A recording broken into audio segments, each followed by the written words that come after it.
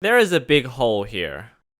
But more on that later. There is an announcement today for Minecraft Live 2025, which fails to distinguish between Minecraft Live 1 and Minecraft Live 2, because there are 2 Minecraft Lives this year. So this is happening in 2 weeks. March 22nd, it's going to be at 5 AM in Australia. That's just great, man.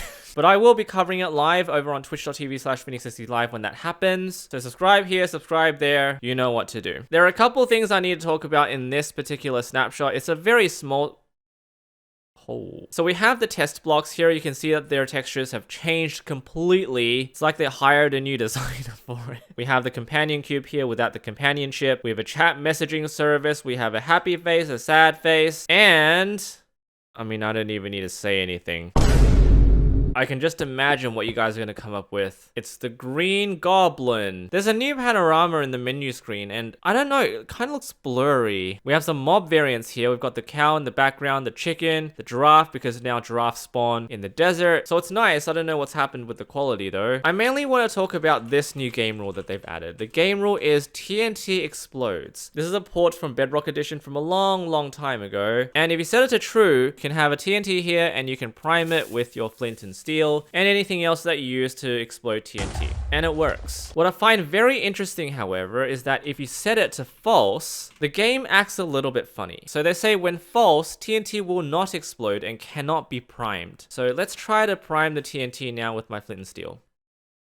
It says TNT explosions are disabled, and it constantly says that anytime you try to prime it. And you'll notice that the TNT is gone. Why is it gone? Well, it's because anytime the TNT tries to explode, it won't explode and it becomes your regular flammable block. So eventually this fire will eat away at this block underneath it. Any second now. There we go. It's gone. I think it's just amusing. So let's get a bow, enchant it with flame, place it down, and let's try to light it on fire.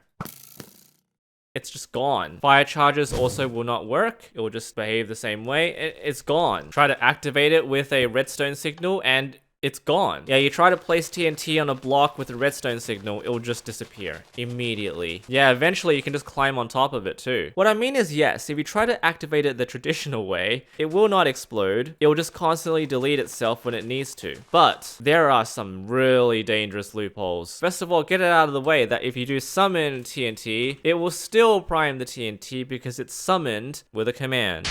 That's acceptable. Placing TNT inside a dispenser, activating it, will also summon prime TNT. So they forgot that one too. Let's try some minecart with TNT and see what happens. Exploded. Let's try this one. Oh.